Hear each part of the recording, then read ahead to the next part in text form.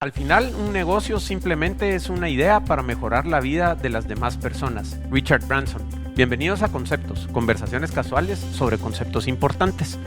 Algunos de los conceptos que vamos a explorar hoy son los neobancos, industria bancaria, innovación, enfoque en el cliente y a lo mejor nos vamos a meter un poco en inteligencia artificial, ChatGPT y un poco de lo que está ocurriendo con los bancos a nivel mundial hoy. Mi invitado hoy es Juan Gabriel Aguirre. Me voy a referir a él como Gashpi porque no puedo de otra manera. Desde hace mucho tiempo que lo conozco. Les voy a leer un poco sobre Juan Gabriel. Él es gerente de marketing con mucha experiencia en la industria bancaria. Es experto en investigación de mercados, Big Data y administración. Desde el 2021 forma parte de Nexa Banco, en donde se encarga de liderar la implementación de productos del neobanco. El propósito de Nexa Banco es revolucionar la banca tradicional, facilitando a sus usuarios la forma en que abren sus cuentas bancarias, lo pueden hacer en menos de 3 minutos y entre muchas otras cosas. Anteriormente se desempeñó por 8 años como gerente de mercadeo en Creomatic, encargándose de la introducción de nuevos productos, manejo de relaciones públicas, elaboración de planes y estrategia de mercadeo para diferentes productos y visiones de la empresa, entre otras atribuciones. También trabajó en el Banco Agromercantil como oficial de cuenta de banca privada. Juan Gabriel, o Gashpi, posee un título de Business Administration en la Universidad Francisco Marroquín y un MBA enfocado en emprendimiento y mercadeo de Jesse H. Jones Graduate School of Business en Rice University del Rice MBA en Houston, Texas. Puchica, Gashpi, ¿qué clase de resume te estás echando? Bienvenido a Conceptos, ¿cómo estás? Muchas gracias por tenerme aquí, Manolo. Ahora que vos me introdujiste, yo introduzco nuestra relación, si querés, rapidísimo. Porfa. Siento que ya son 15 o 18 años que te conozco. Con Manolo hemos sido amigos, hemos entrado en proyectos juntos, hemos tenido relaciones de cliente-proveedor y de proveedor-cliente. Entonces, correcto. La verdad que esta va a ser una plática muy interesante para mí también. Sí, y bueno, para ustedes, abróchense los cinturones. Con el Gashpi, pues cuando nos juntamos, las conversaciones se dan por todos lados y es una persona que sabe mucho, de quien me gusta aprender, así que sin nada más que esperar, entrémosle pues. Vamos a ver, y fíjate que aunque nos conocemos de tanto tiempo, me gustaría saber un poco acerca de tu niñez. ¿Y cuándo fue la primera vez que te diste cuenta que tenías esta pasión por la data, mercadeo y banca? Porque todo lo analizás. Entonces, un poco de tu background y... Con gusto. Creo que todos mis amigos que escuchen lo que voy a decir ahorita se van a reír mucho. Pero desde muy chiquito, uno de mis apodos siempre fue Gashpi. Ese siempre ha sido el que predominó. Pero una época a mis amigos les agarró por decirme microchip. Y éramos jóvenes. Y la verdad que como que la tecnología siempre fue un como llamado que me interesaba muchísimo. Siempre fui el patojo que entendía fácil la tecnología. Ni te cuento, con los papás y los abuelos, yo era el que paraba conectando los VCRs cuando ese tipo de cosas eran complicados. Cuando tuve mi primer Nintendo lo supe instalar en segundos, no necesité las instrucciones. Y entonces desde muy pequeño siempre tuve esta afinidad. Mi familia tiene cierta afinidad, tenemos una distribuidora que también distribuye tecnología y entonces siempre tuve este nexo de estar cerca y yo miraba lo que la tecnología facilita la vida de las personas desde muy chiquito y siempre he optado por no trabajar duro, sino trabajar más fácil. Y entonces yo siempre he visto cómo la tecnología logra que eso sea así. Y entonces desde muy chiquito empecé a ver cómo implementábamos la tecnología en cada faceta de mi vida. O sea, yo aprendí a usar Excel porque vi que el Excel te facilitaba la vida en el trabajo. Eso tal vez sería un poco... Súper, o sea, a través de tu vida empezaste a apalancarte de esta maravillosa herramienta que tiene la humanidad, que es la tecnología, para facilitarte la vida. Y creo que es mucho lo que estás haciendo con tu proyecto actual, que vamos a hablar un poquito después. Creo que mi proyecto actual, que hablaremos en unos momentos, cabal pegó en eso. Pero la verdad te digo, yo sí ha sido como que una filosofía de vida que he tratado de implementar desde muy pequeño. Hasta en la universidad, muchas veces apalancarte de las herramientas tecnológicas, y ni siquiera te estoy diciendo no hay que ser experto en ninguna, pero saber usarlas paran siendo los skills más importantes.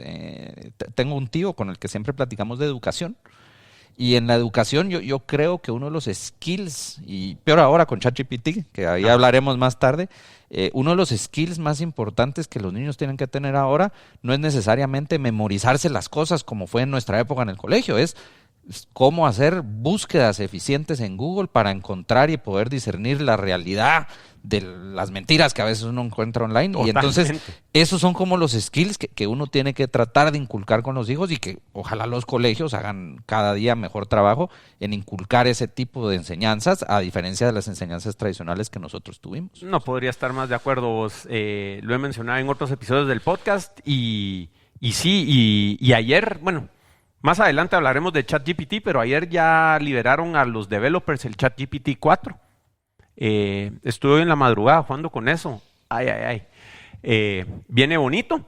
Y regresaremos. Aquí dejo una nota mental de ChatGPT, ¿verdad? Y para entrar en materia de tu nuevo proyecto, este concepto de neobanco, ¿verdad vos? O sea, ¿nos podrías contar un poco qué es un neobanco y qué es lo que lo caracteriza? O sea, ¿cuál es la diferencia principal de un banco tradicional?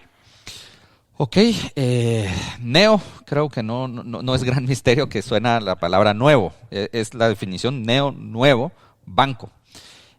Primero quiero mejor hablarte de qué es un banco. Excelente. Los bancos son unas instituciones financieras altamente reguladas. Los bancos son la única empresa que en mayoría de los países, me atrevo a decir 99% de los países, se requieren de licencias de un ente gubernamental para operar. ¿Por qué? Porque los bancos son las entidades que están autorizadas a captar fondos del público. Como yo siempre digo, estas son entidades donde la gente puede llegar a guardar sus ahorros y como sabes, los ahorros de la gente es sagrado. Y durante cientos de años se han dado situaciones donde hay gente inescrupulosa que capta fondos de terceros y después les da mal uso. Entonces, por eso es que se ha creado una regulación bastante fuerte alrededor de los bancos que permite darle certeza a la gente que donde están depositando sus ahorros es un lugar seguro, que no están haciendo cosas extrañas con sus fondos. Entonces, eso es como encapsular a grande modo qué es un banco. Te podría hablar que los bancos son los únicos autorizados a captar dinero. Obviamente, ¿cómo hacen dinero los bancos? Prestan el dinero que captaron a una tasa mayor de la que le están pagando a sus ahorrantes y ellos pues operan con el spread entre la tasa que le pagan a los ahorrantes y la que le cobran a los prestamistas. Entonces, eso es básicamente lo que es un banco, pero importante la parte que te acabo de mencionar, que los bancos son regulados. ¿Por qué? Porque obviamente la estabilidad del sistema financiero es una de las cosas más importantes que un país puede tener, porque si vos tenés una sociedad donde las personas no pueden confiar que sus ahorros van a estar seguros, entramos a situaciones como muy poco óptimas para la economía, porque si la gente no puede confiar que sus ahorros van a estar disponibles para cuando los necesite, pues ¿cuál es la alternativa? Que todo el mundo esté amasando efectivo y guardándolo en su casa.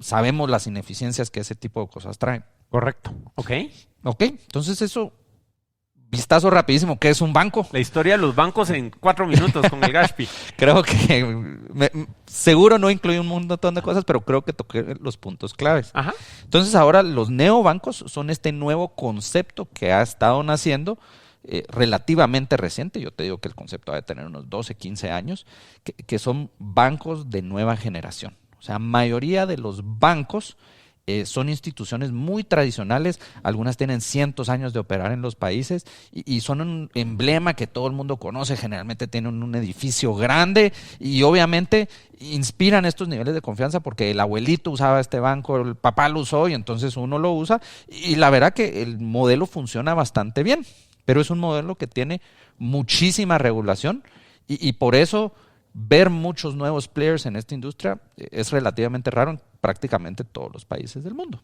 Claro. También nace un concepto que creo que todos tus oyentes lo conocen, que son las fintechs. Ajá. Fintech es un acrónimo de Financial Technology. Las fintechs son empresas que empezaron a ver que los bancos sufren de algunas ineficiencias y entonces dicen, a través de la tecnología vamos a ofrecer algunos de los servicios que ofrecen los bancos y los vamos a resolver con tecnología. Y entonces ahí ves un montón de categorías de fintechs que han nacido. Gracias a Dios Guatemala tiene un ecosistema fintech bastante sano, donde algunas se metieron a arreglar temas de pagos y otras se metieron a arreglar temas de cómo pagás tu planilla, cómo recibís pagos por tarjeta de crédito en un comercio. O sea, hay un montón de soluciones que ellos a través de la tecnología fueron arreglando, muchas veces en alianza con los bancos tradicionales o a través de los rieles de los bancos tradicionales.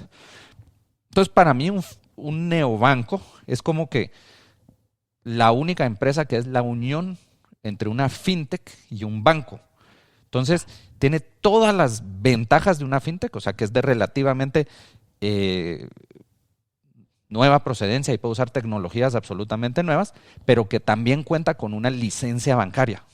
Entonces, la unión de un banco con una fintech es lo que estamos llamando neobancos, que son bancos que están naciendo con las tecnologías de hoy en punta y pueden resolver muchas de las cosas que en los bancos tradicionales aún existen ciertas ineficiencias y cuentan con una licencia bancaria y cumplen con toda la regulación, obviamente. Entonces, eso es lo que es un neobanco.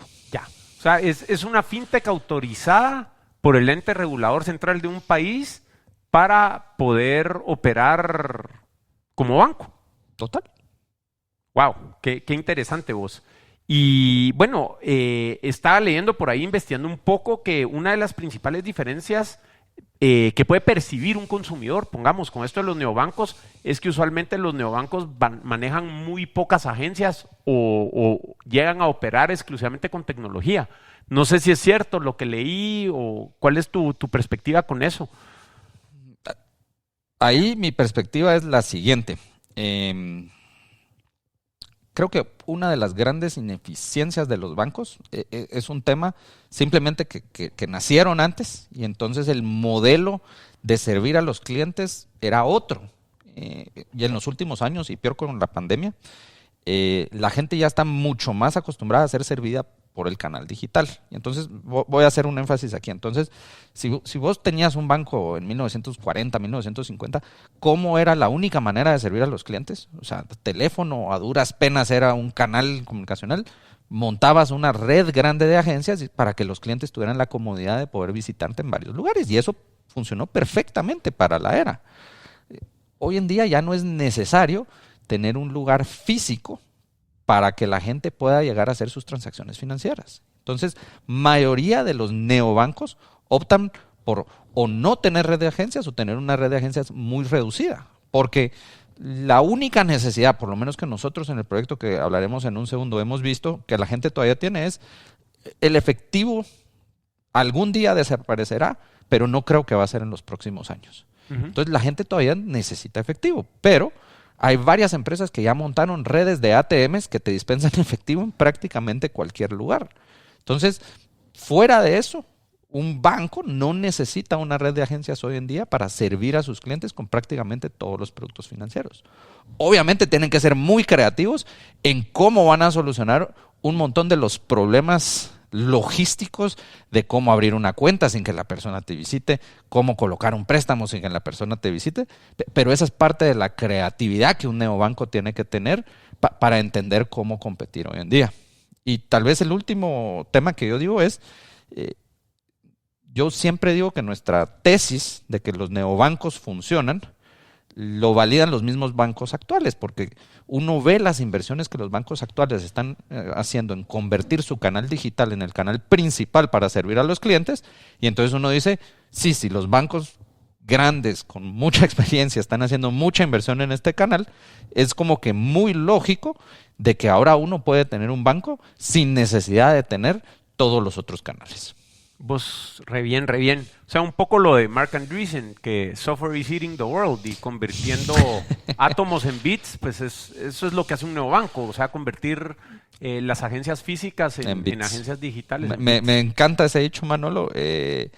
O sea, software, nuevamente, hace años necesitabas hardware para hacer las cosas.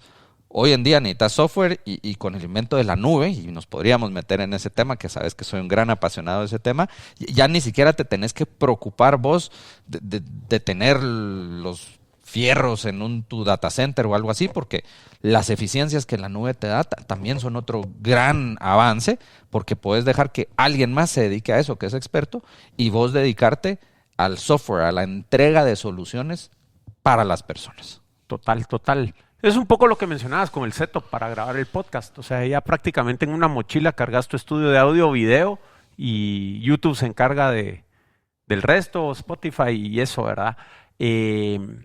Pero bueno, ya que tenemos clara la historia de los bancos y que es un neobanco, ¿nos quisieras contar un poco sobre cómo la experiencia que has tenido viniendo de la industria de banca tradicional te ha servido o te educó de cierta manera para prepararte a este reto de lanzar el primer neobanco acá en Guatemala? Con gusto. Si querés, tal vez introduzco el proyecto, que creo que nunca llegamos a eso. Dale. Yo actualmente estoy trabajando en Banco Nexa S.A. Coloquialmente le decimos solo Nexa, porque creo que la palabra banco suena ya un poco muy formal. Nexa es el primer neobanco en Guatemala. Es el primer banco que nace de cero en Guatemala en 17 años. Hubieron un par de financieras que se transformaron de financiera a banco. No me quiero meter en ese detalle ahorita, Manolo, pero la verdad que fue un logro muy interesante. Tuve la suerte de unirme al grupo cuando el proyecto todavía estaba en una fase de estudio y de implementación técnica con la Superintendencia de Bancos. O sea, el banco no existía. Éramos tal vez 2 personas que trabajábamos en esto y pues pude pasar el tiempo de ver cómo se crea un neobanco. Bueno, quitemos la palabra neobanco primero. Pude vivir la experiencia de cómo se crea un banco nuevo en Guatemala que tiene la visión de ser un neobanco, implementando todas las tecnologías de punta de hoy en día para verdaderamente poder facilitarle la vida a los clientes. Con los fundadores del grupo, las primeras veces que me junté, te digo, el proyecto me encajó desde el principio. Porque cuando me dijeron, mira, obviamente para fundar un banco se necesita tener cierto capital. El mínimo que tenés que empezar en Guatemala son 160 millones de quetzales, son como 21 millones de dólares. Y ese es el mínimo que vos necesitas capitalizar el banco para poder operar. Entonces, obviamente, el grupo tenía fondos y pudieron haber optado por otras estrategias, como comprar un banco actual o algo por el estilo. Pero ellos se dieron cuenta del valor que tenía empezar algo de cero. Y ese fue uno de los primeros temas que cuando me lo hablaron, yo dije, este grupo entiende que cuando uno construye de cero con tecnologías nuevas, todo va a ser sumamente más fácil. Claro, es que no tenés todo ese bagaje existente de cómo venís haciendo las cosas o costos hundidos, ponete, es que ya invertimos en esto. O otros, Manolo, costos de migración. O sea, vos sabés el dolor de cabeza que es en empresas grandes, y aquí no voy a hablar de bancos, o sea, hacer un update de software de un componente importante para la empresa. O sea, yo auténticamente creo que es la pesadilla de cualquier gerente de TI, porque cada vez que haces updates, things break. Sí. Y entonces, pues yo soy de la gente que mantiene mi celular con todos los updates hechos. Pero con mi esposa siempre tenemos el gran, no diría pleito, pero la gran discusión de que yo entro a su Google Play y veo 200 updates to be done y me frustro porque yo siempre quiero asegurarme que mi tecnología está como que con los parches de seguridad más actuales, con las funcionalidades más nuevas. Y entonces siento que eso es un poco lo que puedes decir. O sea, ya cuando naces en tecnologías nuevas es muy fácil ir haciendo updates. Pero cuando vos todavía estás manejando un sistema que corre sobre Windows XP, cada update te da un poquito de miedo porque no sabes qué cosas se van a romper con cada update. Claro. Entonces, empezaste de cero ahí y me imagino que tener esa libertad que tenés de no tener que traer todo ese bagaje sumado con la experiencia de cómo funcionaba en la industria tradicional, pues te ayudó a trazar el curso de por dónde querías que fueran las cosas. Totalmente. Creo que ya lo he hablado una vez antes, pero hay muchos lenguajes corporativos internos que a mí me gusta compartir en estas pláticas porque demuestra un tema. Una de las primeras cosas que empezamos a decir, el grupo que nos fuimos formando poco a poco de esto, fue que para armar un neobanco se necesitan 2 cosas. canas y ganas. Porque, y nuevamente, quiero explicar qué es canas y ganas y no tiene nada que ver con que le estoy diciendo a mis compañeros que estaban viejitos. Más tiene que ver es que montar un banco requiere de tenerle sumo respeto y sumo entendimiento de que la regulación bancaria es un tema importante. O sea, no es un tema que te va a meter burocracia en los bancos, no, es un tema que se metió para proteger los ahorros de la gente y saber que los bancos están operando con un cierto nivel de ordenamiento, porque obviamente, o sea, se requiere, with great power comes great responsibility. Claro. O sea, si te están otorgando el derecho de captar fondos de terceros, vos tenés que cumplir con todo lo que pide la regulación y cumplir con absolutamente todas las leyes, porque si no, pasa lo que pasa cuando un banco no le va bien. SBX. Bueno, qué bonito que entres a ese tema. Ese es un perfecto ejemplo. Y estoy seguro que en algún momento de la plática entraremos al tema de cripto, pero hay un movimiento de un montón de gente que dice, es que los bancos son re burocráticos, ojalá que cripto se apodere del mundo y entonces ya no vamos a centralizar en los bancos. Y yo a veces pienso, si la tesis de cripto purista fuera cierta y que cada uno vamos a manejar nuestro wallet, suena rechilero y suena muy ideológico. Pero el problema es que lo que pasó es que como hoy por hoy la logística de manejar tus propios wallets es bastante compleja para la mayoría de las personas, tenés que pasar por un exchange. Y entonces ahora los bancos se volvieron los exchanges. Uh-huh. Pero tenés exchanges que tienen dinero de la gente que no están regulados, no responden ante ninguna autoridad. Y entonces SBX, lo que pasó ahorita con Sam Bankman-Friedman, demuestra algo muy interesante.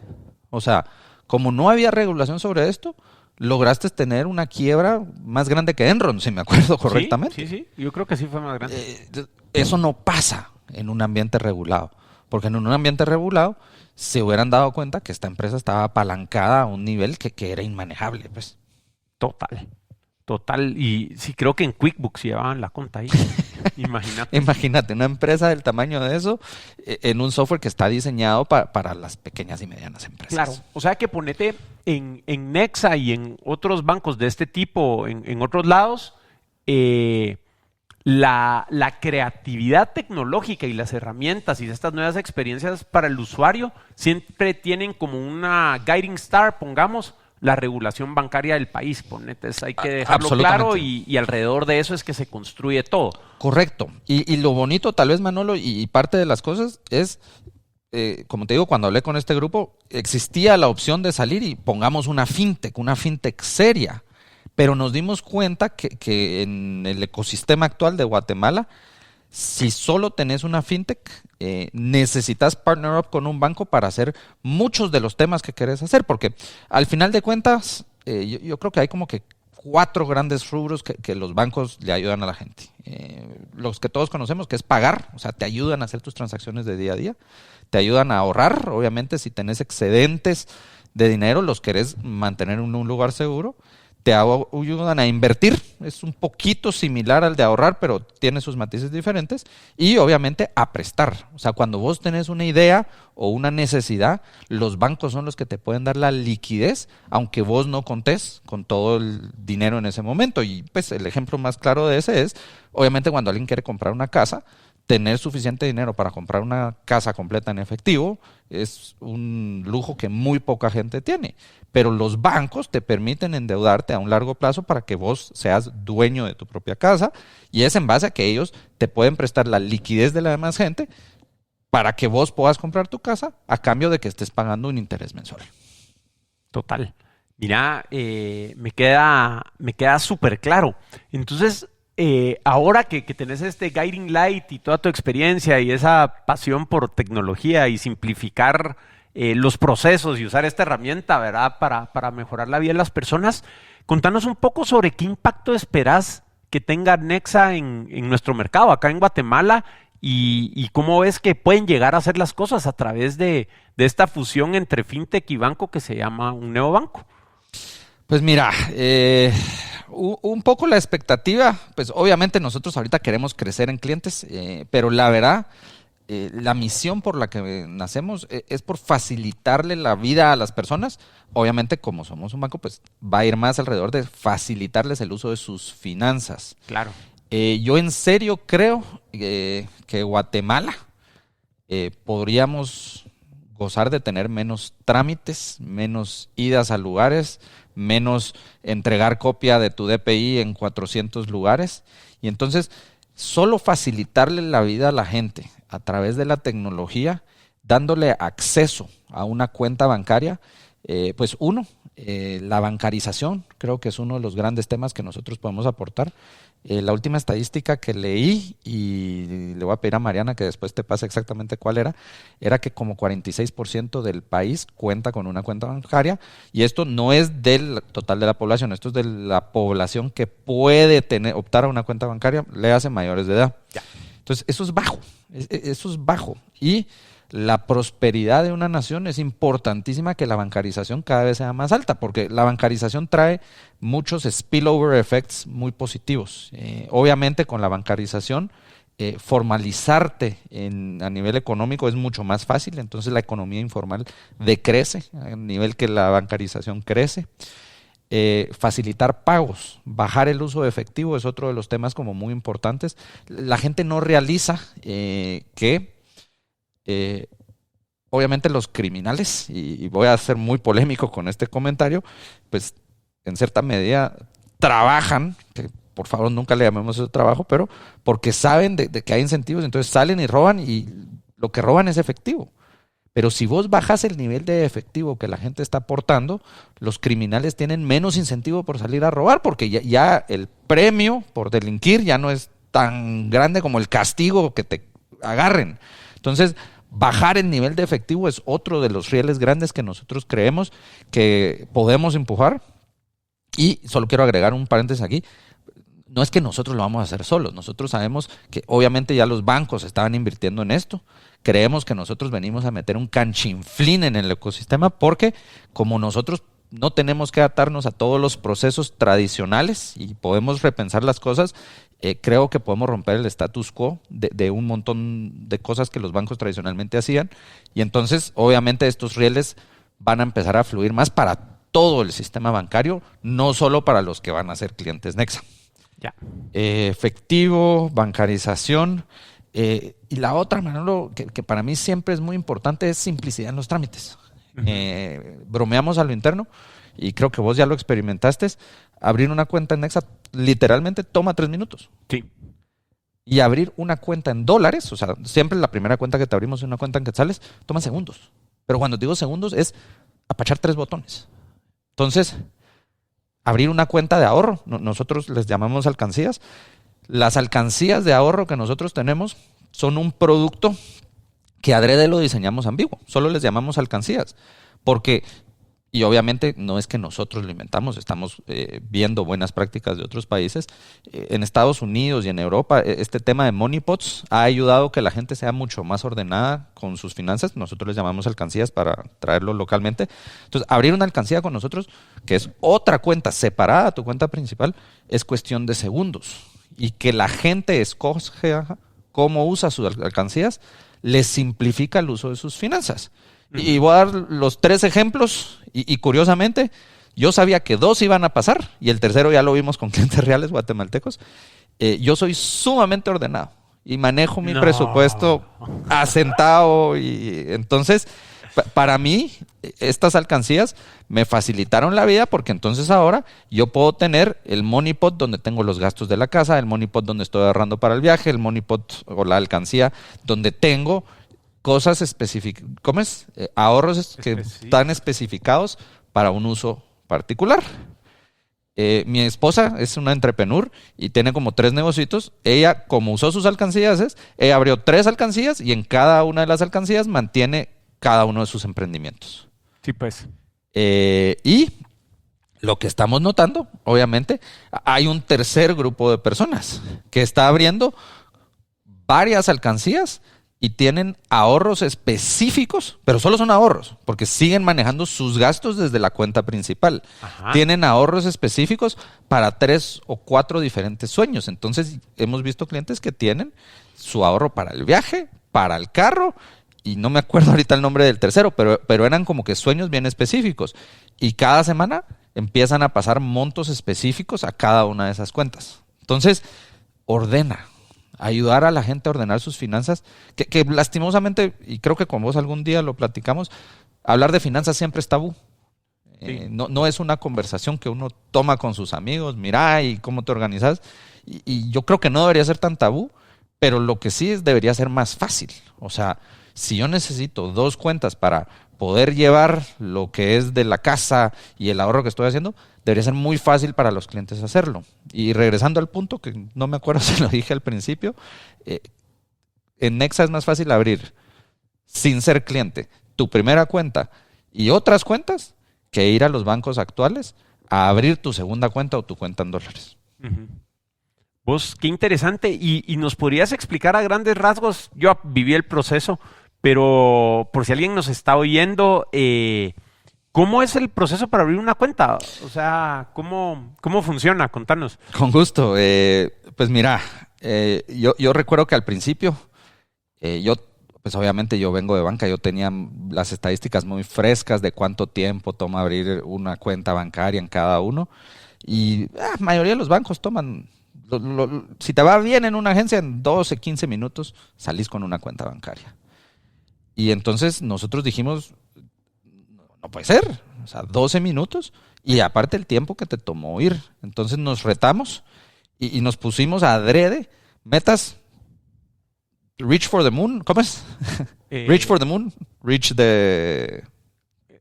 for the stars, reach the moon. Sí. Nos pusimos una meta tan agresiva y dijimos, bueno, tenemos que cambiar cómo es el proceso, porque como nosotros no estamos limitados al proceso natural, nos quisimos quitar. Entonces lo primero que encontrás es que hoy en día es hasta más seguro dejar que un algoritmo que desarrolló un tercero, por cierto, no fuimos nosotros, dejar que un algoritmo determine que si la persona que está abriendo la cuenta es la persona que dice ser.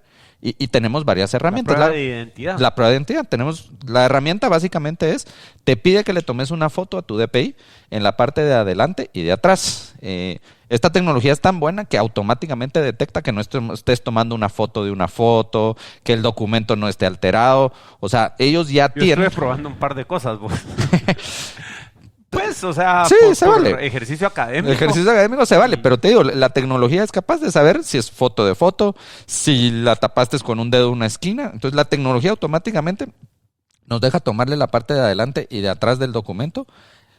De ahí, nuevamente, como somos tecnológicos, a través de un proveedor nosotros somos capaces de conectarnos con el RENAP y el RENAP nos devuelve los datos. Por eso cuando abrís el app, no sé si te diste cuenta, la foto que sale en tu perfil es tu foto del DPI, sí, pero está a color. Y ya varias personas nos han escrito a servicio al cliente y nos han preguntado, mira, ¿y por qué la foto la tienen a color? Y nosotros, pues, somos un banco digital, estamos conectados con el RENAP y obviamente tuvimos que comparar su información, la que usted nos presentó en el DPI, con el RENAP. Pero, nuevamente, no nos quedamos ahí. Hay un montón de otras fuentes públicas de información que uno puede encontrar información que no es ni privada ni confidencial, que en el banco tradicional a vos te hubiera tocado llenarlo todo. Y entonces yo te hubiera tenido que pedir tu NIT, yo te hubiera tenido que poner que me escribas tu nombre, tu primer nombre, tu segundo nombre, que por cierto algún día le contaré a todos tu segundo nombre.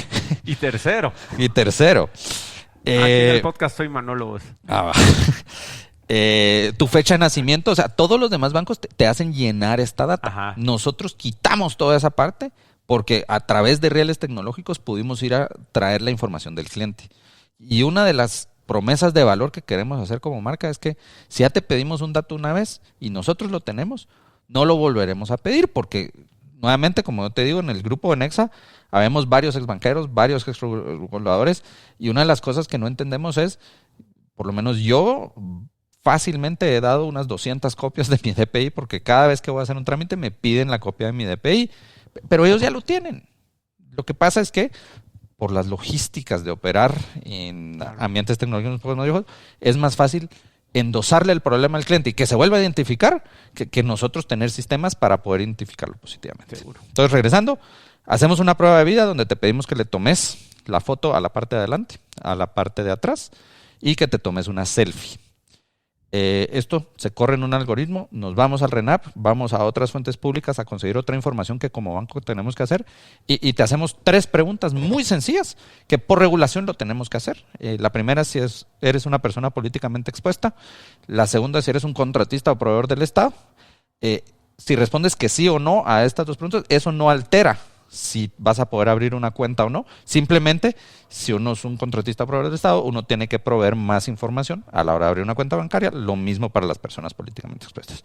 Y la tercera pregunta es, lo que a nivel de la industria nosotros conocemos como la pregunta FATCA, pero la pregunta es si uno está sujeto a pagar impuestos en Estados Unidos. Para esas personas nosotros tenemos que hacer una reportería adicional hacia Estados Unidos, lo cual en este momento no estamos listos. Esa pregunta ahorita sí es un knockout, pero esperamos que en unos meses ya los clientes que pagan impuestos en Estados Unidos también van a poder abrir cuentas. Ese es todo el proceso. Y ahí queda, ¿verdad? Y ahí quedas con cuenta. Nítido, me gusta un montón lo que decís de que, bueno, ahorita el proceso por esta rama no está, pero eso no impide lanzar y poder ir iterando. Y te quisiera hacer énfasis que lo que me llamó un montón la atención del proyecto es que mezclas estas 2 cosas de lo mejor de ambos mundos, porque puedes estar iterando y haciendo tu MVP sin ser algo inseguro o cualquier cosa financieramente hablando, porque siempre está la regulación. Entonces tenés este playground donde puedes ir mejorando los servicios constantemente, dándole, me imagino, la tranquilidad a todos tus usuarios, que siempre está la regulación por atrás. Entonces eso me parece genial, ¿va? Y la otra, y creo que me quedé a medio pensamiento y me cambié de tema, Manolo, no terminé de explicar lo de canas y ganas. Entonces, adentro de Nexa siempre decíamos que se necesitan canas y ganas para abrir un banco nuevo en Guatemala. Sí. Las canas nos referimos a toda esta experiencia que el grupo de colaboradores Nexa tenemos de qué implica ser un banco en Guatemala. Y las ganas son todos estos patojos que quieren romper el sistema a través de las nuevas tecnologías y hacer las cosas más fácil. Y entonces cuando combinas a ese grupo de gente, sale verdaderamente algo mágico, donde haces procesos de crear cuentas en 3 minutos sin que la persona te tuvo que visitar. A vos, fenomenal, fenomenal. Y con todo esto de poder ir reduciendo tiempo y optimizando procesos, ¿te parece que regresemos un poco a nuestro amigo ChatGPT? ¿Cómo es que se llama allá dentro del banco? ¿Cómo le dicen? Mira, mi área en particular le decimos Hilda. Hilda. La otra le puso Clara. Entonces yo a veces llego y digo, mira, pregúntale a Hilda cómo se hace tal cosa. Entonces ya saben, andale a preguntar a ChatGPT. Pero lo bonito es que adentro de Nexa ya se ha creado una cultura de que los que usan las herramientas tecnológicas para facilitarse la vida y facilitarse el trabajo, porque como yo dije, nuestro objetivo es facilitarle la vida a los clientes, pero también es facilitarnos la vida a nosotros adentro, porque lo último que nosotros queremos caer es en procesos burocráticos que requieran de mucha gente. Y entonces, desde que nació, yo te digo, y con mucha tranquilidad lo digo, sí creo que los colaboradores de Nexa fuimos probablemente de los early adopters de ChatGPT, porque nos pareció tan innovador que empezamos a hacerle preguntas hasta que en esa época no era capaz de contestar bien. Pero ahora es muy común que caminas adentro de la oficina y los programadores tienen su ventana de ChatGPT abierta al lado. La gente de negocio también ya lo empieza a tener al lado, porque incluso, yo a veces digo, yo en serio entiendo la gente que le tiene miedo a estas tecnologías, pero yo no comparto ese miedo. Yo verdaderamente miro este miedo cómo va a multiplicar el trabajo que cada uno podemos hacer. Por supuesto que alguna gente se va a sentir amenazada porque ponete mucho del copy, ahora lo pasás primero por ChatGPT y después vos lo mejorás. Que eso es un tema de mercadeo. Pero lo mismo puede pasar en temas de servicio al cliente. O sea, como ya ChatGPT es capaz de entender el contexto en el que alguien te está hablando, las respuestas solo van a ir mejorando día con día y entre más data le demos, mejores serán las respuestas. Totalmente, totalmente. Con eso de servicio al cliente, pues nosotros también, aparte de que lo usamos acá en la oficina, Reach, pues el producto que tenemos para ventas en redes sociales, ya se está integrando con ChatGPT de una manera súper interesante. Y te digo, va tan rápido esto que el ChatGPT 3 creo que les llevó año y medio sacarlo. Y ahora con la ayuda de ChatGPT 3 nació ChatGPT 4, que es 100 veces más poderoso en 3 meses.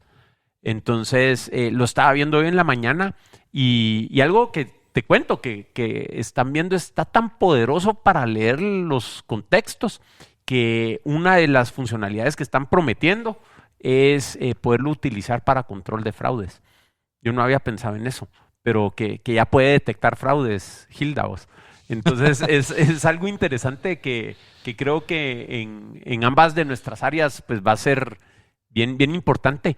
Y ponete, ¿cómo ves esto de ChatGPT cambiando un poco a un tono más personal con tus hijos y en la familia? Creo que lo platicamos la vez pasada que almorzamos un poco. ¿Cómo ves eso? Mira, yo lo veo fascinante. Obviamente, cuando pienso en mis hijas, pienso en las cosas malas que esto puede traer y obviamente uno se preocupa. Pero yo siempre creo que toda esta tecnología,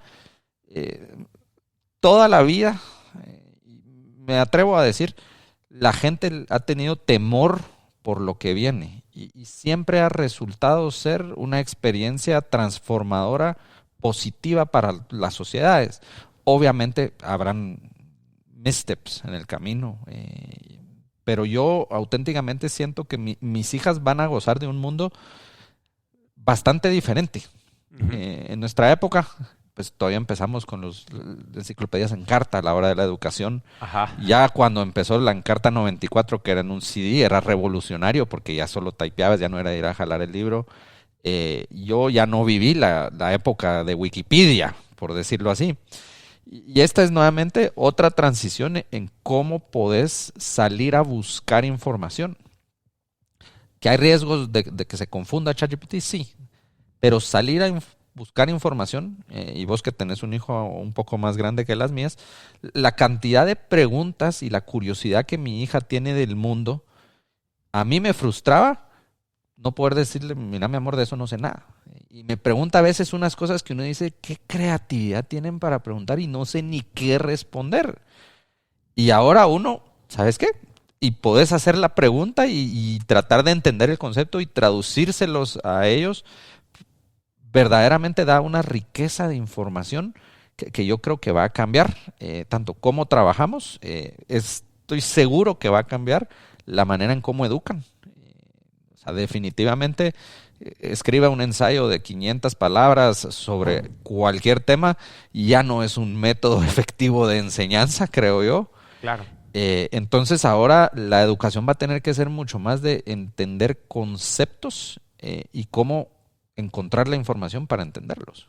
Totalmente. Vos ahorita acabo de atar dos conceptos que andaban sueltos por ahí y te quisiera preguntar porque mucha de la discusión alrededor de ChatGPT está basada en el tema de si se debe regular o no la inteligencia artificial y pasamos un buen tiempo hablando de la regulación y la flexibilidad de los neobancos. ¿Qué pensás sobre la regulación de la inteligencia artificial? Siento que, al igual que los bancos no nacieron regulados. Me estoy retomando a los años 1400, Manolo, y no sé la época exacta. Ajá. Y se tuvieron que tener varios tropiezos para que como sociedades decidiéramos poner la regulación. Y fue algo positivo, porque obviamente cuando se puso, obviamente el sistema bancario moderno que conocemos hoy en día no se podría dar sin toda la regulación que existe. Pero siento que ChatGPT está en su infancia y aunque lo querás regular, habrá alguien que ahorita lo operará fuera de lo regulado y no sabes que tal vez el modelo no regulado va a aprender más rápido que el modelo regulado. Entonces, yo siempre soy ahorita todavía creo que como individuos le tenemos que tener sumo respeto y todavía en tratar de entender bien sus riesgos. Ok. Y creo que llegará un momento donde se tiene que regular en el sentido de que si vos compartís una información, que las empresas te digan, mire, la información que usted está compartiendo conmigo en este formulario, en esta conversación, en esto, será usada para entrenar modelos de inteligencia artificial, porque sí creo que va a ser una decisión importante que se la tenés que dejar a las personas. O sea, hoy en día siempre venís y aceptar los términos y condiciones de las empresas, mayoría de la gente ni los lee. Así es. Creo que vamos a tener que entrar a un nivel de madurez donde la gente va a poder tomar ese tipo de decisiones. Tal vez muchos van a hacer el check solo porque sí, no les va a molestar que eso. Y habrá otra gente que dice, no, yo no quiero que de esta información ningún modelo de inteligencia artificial lo esté capturando y lo esté agarrando para usos futuros, que lo interesante es que ni sabemos cuáles son los usos futuros que muchos de estos modelos servirán. Claro, sí, o cómo se van a ver las universidades, colegios en un par de años, pues va a ser, yo creo que no sabemos cómo se va a ver porque... Si querés, y me voy a meter a este tema de regulación un segundito. Dale. Creo que lo conversé con vos.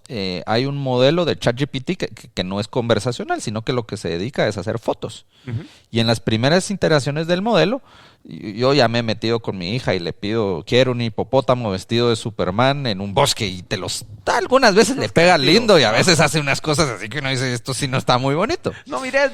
Ajá. Pero también le puedes pedir fotos. Y como el modelo fue entrenado en base a un set de fotos, no tengo la menor idea de qué tamaño, pero los que somos de mercadeo conocemos que hay varias empresas, voy a nombrar dos, no es que les esté haciendo patrocinio, pero existe Getty Images y Shutterstock, que son como que las más usadas. Y técnicamente uno debería pagar una licencia, pero hay un montón de gente que simplemente baja la licencia, que todavía tiene el watermark, que dice Getty Images o que dice Shutterstock, y las usa. Y obviamente entonces el modelo fue entrenado con estos dos watermarks. Y entonces este DALL-E, como se llama, cuando luego le pedías que te generara una foto, ya estaba tan acostumbrado a ver ese watermark que empezó a generar imágenes generadas por inteligencia artificial y les ponía el watermark porque creía que era muy común ver en estas fotos el watermark. Sí, pues. Entonces, ahí es donde se cachó, aquí hay un tema raro. E incluso estas empresas creo que quisieron hacer una demanda, creo que no prosperaron, porque querían demandar a ChatGPT porque lo entrenaron sobre las fotos de ellos. Ellos decían, miren, es que nosotros no lo entrenamos adrede sobre las fotos de ustedes, nosotros lo entrenamos sobre un montón de fotos que están en sitios públicos y resulta que un montón de gente deja sus fotos con el watermark. Sí, igual pasó con la generación de música, que lo entrenaron en base a la música disponible en Spotify, Apple Music y todo esto, y decían, bueno, pero puchica, ustedes están robando esto para entrenar el modelo. Pero lo que pasa es que ellos pagaron sus $9.99 por Spotify, ponete. Entonces yo como músico, o aquel como músico, el Cuzuco, puede venir y agarrar y paga sus $9.99 y se entrena oyendo la música que está en Spotify. Entonces, ¿cómo es distinto que ChatGPT esté pagando sus $9.99 para entrenarse? Solo que puede aprender más rápido que aquel. Entonces, están llegando al tema de que dicen, bueno, pero es que ChatGPT no tiene derechos como persona. Entonces, parece que uno de los debates que hay, regulatorios grandes que hay ahora, es de empezarle a atribuir derechos ciudadanos a estos entes no digitales. Sé, total, no sé si escuchaste un modelo como ChatGPT, no sé si es ya ChatGPT, ya es capaz de interpretar la ley estadounidense como que con muchísima precisión. Y hay un caso, y no recuerdo todos los detalles, pero es un caso totalmente intransigente, es una tontería, creo que es un ticket de speeding. Ajá. Pero está llegando a la Corte Suprema de Justicia. Uno diría, ¿cómo un ticket de speeding está llegando a la Corte Suprema de Justicia? Pero es que ese no es lo que los abogados en este caso están agarrando. Este es un caso donde el cliente voluntariamente está aceptando ser representado solo por el modelo. Nuevamente, no sé si es ChatGPT o es otro. Y entonces eso es lo que están tratando de sentar las bases en Estados Unidos, obviamente, porque la ley es un poco diferente allá. Pero entonces están elevando un caso a la Corte Suprema de Justicia de una tontería con tal de que se juzgue si es legítimo que en vez de un abogado te represente, que te represente un modelo de inteligencia artificial. Sí. Hoy en la mañana cabal leí que ChatGPT 4 ya consistentemente pasó el examen BAR, que es Ajá. lo que al final determina si puede alguien ejercer ley o no, con un 86% de proficiency, que es bastante más alto que la persona promedio. Entonces, eso Pero va a ser... por eso, pero y entonces ahora la pregunta que como sociedad se tendrán que responder, y obviamente en todo el mundo, ¿no? Es, bueno, ¿y es legal que te represente ChatGPT? Ajá. Lo mismo, o sea, a la hora que tengamos un problema, salgámonos de los problemas éticos, a la hora que la NASA esté calculando una trayectoria para hacer algo y hay una discrepancia entre el modelo de inteligencia artificial y la persona, ¿a quién le haremos caso? Claro. O sea, hay un montón de implicaciones que vienen y nuevamente, ¿cómo te aseguras? Y nuevamente, no, como estos todos, no hay manera de asegurarse que lo que te dijo es cierto. Porque no sé si vistes, y ya nos meteremos a ese tema, pero cuando Google lanzó su competencia ChatGPT que se llamaba Bard, en la primera pregunta falló y de una manera muy obvia que todo el mundo se rió.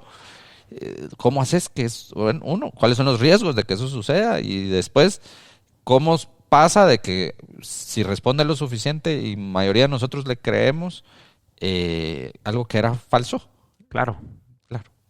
Fake news a Fake granel. news a granel. Sí, eso puede pasar, ¿verdad? Nosotros, un camino que hemos tomado aquí es mucho lo de Ben Horowitz, de PayPal, ¿verdad? Que decía él ahí, miren, o que era Mark Andreessen, no Horowitz. El tema es no tratar de sustituir y quitar a la persona de en medio, sino que darle herramientas para que tome decisiones. Entonces, ponete en Rich, ahora vas a tener un botón donde le puedes dar manejar objeción, si detectas que hay una objeción, y te va a dar ciertas opciones. Y puedes escoger una o poner vos la tuya. Entonces, creo yo que un camino en estas etapas iniciales va a ser de tenerlo como un copiloto, como bien le pusieron al de software, y todavía depender mucho del criterio de la persona, pues, para ver por dónde te vas. Y un poquito la cultura que estamos tratando de instituir adentro de Nexa es exactamente esa. O sea, miren, aprovéchenla. Miren lo que hice, prueben sus respuestas, pero obviamente ustedes son los pilotos. Me encanta, el Copilot es otro de los que a mí me encantó, porque uno va escribiendo código y él trata de inferir lo que estás tratando de hacer y de un solo te empieza a llenar todas las líneas de código. Sí, en conceptos.blog/Nexa va a quedar todo lo de este episodio. Ahí van a poder encontrar los links, los datos que nos ofreció el Gashpi, y también les voy a poner un link al video que salió hoy temprano de el CEO de ChatGPT haciendo un demo para desarrolladores de ChatGPT 4, que hacen un bot para Discord ahí y está así, te va a fascinar vos, porque creo que le están poniendo a personas que están en el área de mercadeo mucha disponibilidad de creación técnica, ¿verdad? Entonces se va a poner bien interesante. Y aprovechando que te tengo aquí, he leído, cambiando radicalmente de rumbo, he leído un poco sobre lo que pasó con Silicon Valley Bank y eso allá. No sé si vos estás al tanto, ¿sabes algo que quisieras compartirnos? Pues mira, como buen banquero, sigo las noticias bancarias de todo el mundo y obviamente uno sigue este tipo de noticias más, porque obviamente nosotros teniendo un banco nuevo en Guatemala, sabes de que va a haber cierto público que obviamente estos son temas complejos, que va a tratar de hacer asociaciones. Por el momento no las existen, o sea, el sistema bancario estadounidense es totalmente aislado del sistema guatemalteco. Correcto. Que gracias a Dios, y te lo digo, esto yo sí lo digo, la Superintendencia de Bancos, gracias a esta regulación que te hablé desde el principio, ha mantenido que el sistema bancario guatemalteco sea el más sólido de toda la región latinoamericana. ¿Qué pasó en Silicon Valley Bank? Te voy a lanzar un tema, Manolo, y algunos lo van a entender instantáneo y otros van a decir qué fumada esto, pero es un tema que se llama un descalce financiero. Ajá. Entonces, te voy a hablar del descalce más sencillo de entender. Hace de caso que vos ganas dinero en quetzales, pero venís y te decidís endeudar en dólares, porque decís, no, el dólar es más chilero. Y entonces, vos ganás en quetzales, te endeudas en dólares.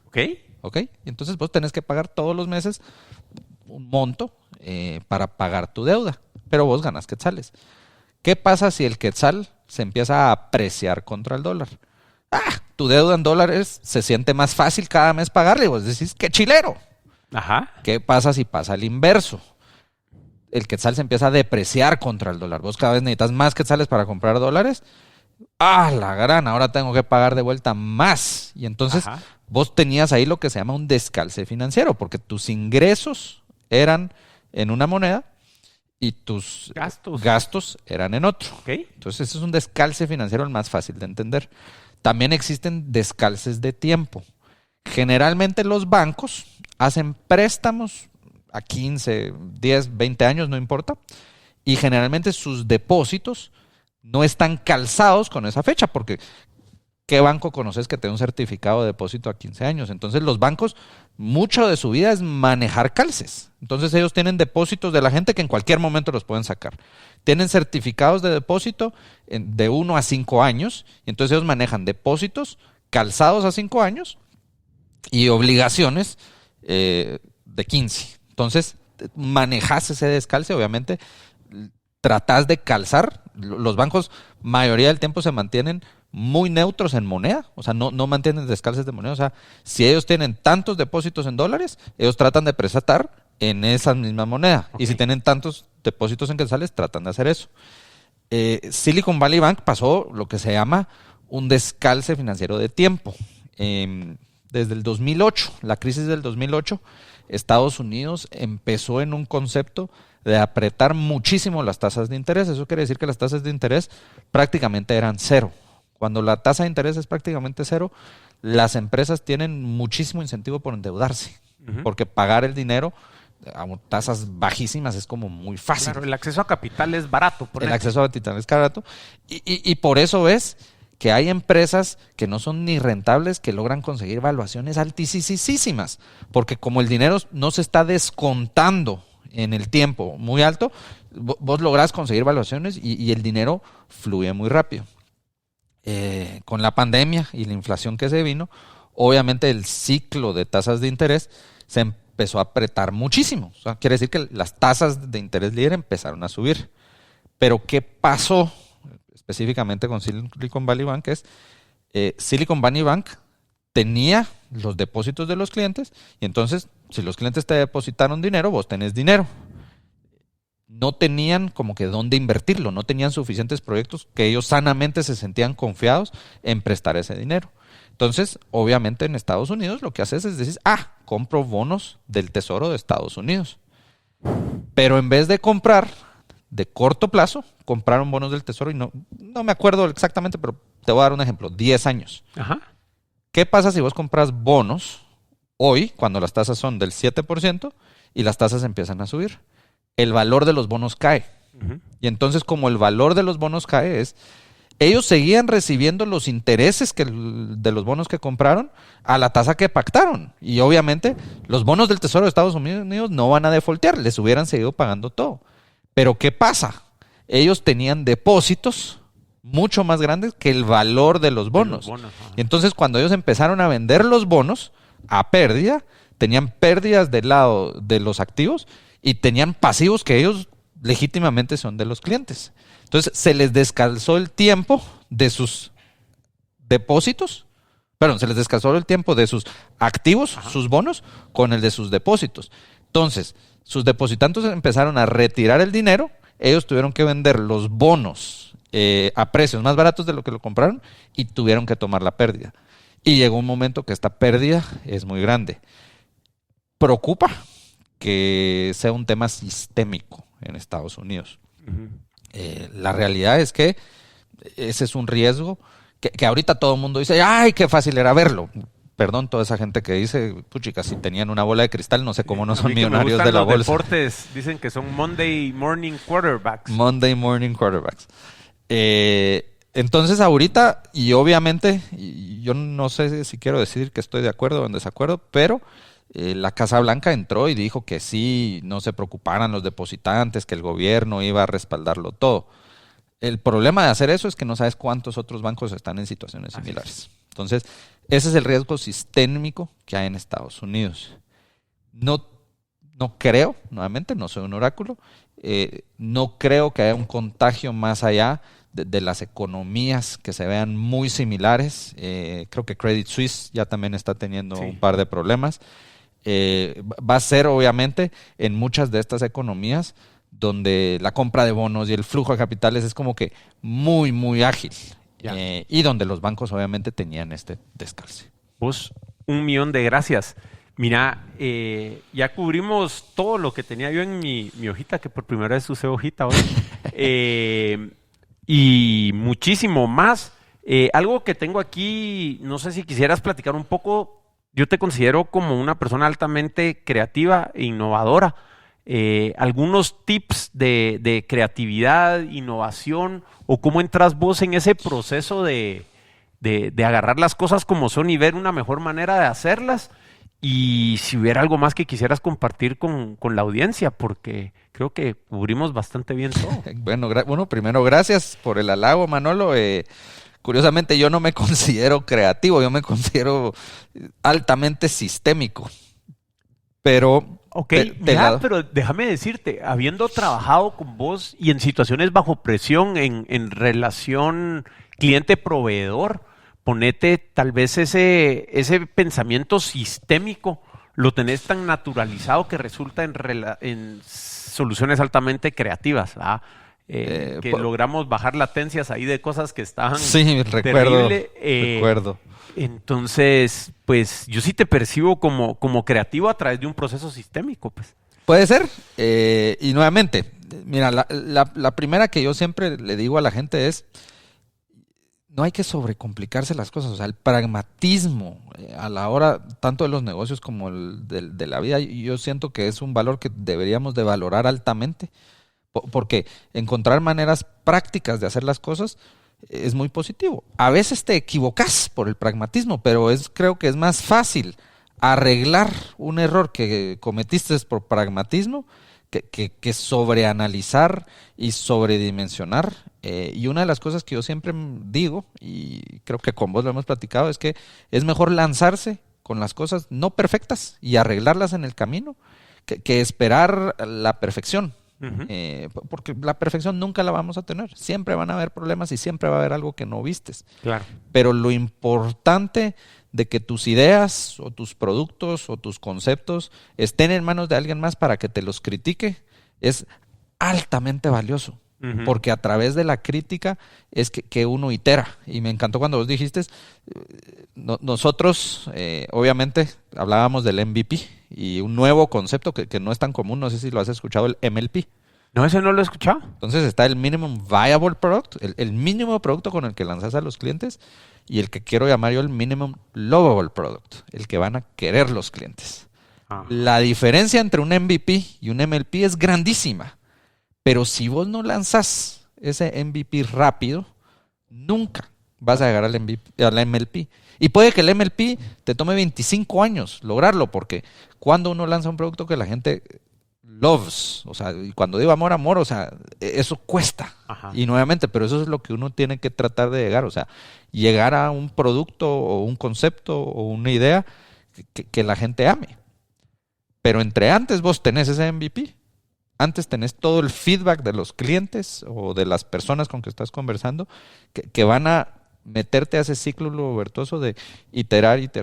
O sea, todo el mundo habla de un montón de buzzwords y a mí me encantan, pero el modelo ágil de trabajo, o creo que me regañaría el que me enseñó todo esto porque no es un modelo, es un framework y es otras cosas, pero el modelo ágil de trabajo es eso, o sea, salí y anda iterando y mejorando. Y asegúrate que cada salida entregas algo de valor a la persona que tenés en la conversación que tenés al lado, o entrega algo de valor del producto que estás entregando, el servicio que estás entregando, y asegúrate que medís, que el feedback que recibís lo tomás como punto importantísimo para el futuro toma de decisiones de cómo vas a mejorar las cosas, y así te vas.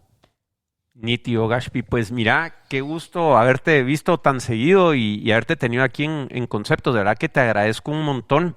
Gracias por haber hecho el tiempo, vos. No, hombre, gracias por el espacio, Manolo. Y nuevamente, cuando me quieras volver a tener, ya sabes. Seguro que ahí quedan cosas por hablar y vamos a volver a hacerlo, vos. No lo dudes. Y bueno, ustedes que nos escuchan van a poder encontrar las notas del show en conceptos.blog/Nexa. Ahí van a encontrar los links al banco, los que hayan estado interesados, más sobre el Gashpi, información sobre todo lo que hablamos, ahí va a estar. Gracias por vernos y escucharnos y nos vemos la próxima semana.